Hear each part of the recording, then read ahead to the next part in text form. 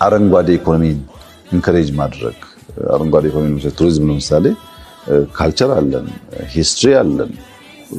አትራክሽኑም ዴስቲኔሽኑም በቀላሉ ሊለማ የሚችልበት ሀገር ነው። እሱን ብንሰራና በቱሪዝም ብዙ ሀብት ብናገኝ ምንም ሉዝ የምናደርገው ነገር የለም። በእነዚህ ጉዳዮች ኢትዮጵያን በሚጠቅማትና በቀላሉ ኢንቨስት ብታደርግ ፋይዳ በምታገኝባቸው ኤሪያስ ላይ ትኩረት ሰጥቶ መስራት ነው ለኛ ያዋጣል ያልነው። በጣም ሰክሰስፉል ስራ እየተሰራ ነው ያለው። አይ ቲንክ ኮፕ 32 ወደ ኢትዮጵያ ስለመጣ ይሄ ትልቅ ዲፕሎማቲክ ድል ስለሆነ በዚያም ላይ የአፍሪካን የኢትዮጵያን ፍላጎቶች የበለጠ ለማንጸባረቅ የምንጠቀምበት ይሆናል ብዬ ተስፋ አደርጋለሁ።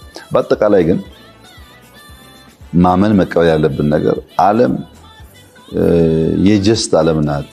ለሁሉም እኩል ታስባለች፣ ለሁሉ ልማት ትጨነቃለች ብሎ ማሰብ ተገቢ አይደለም። ዓለም ሁሉ ለራሱ ጥቅም ነው የሚያስበው።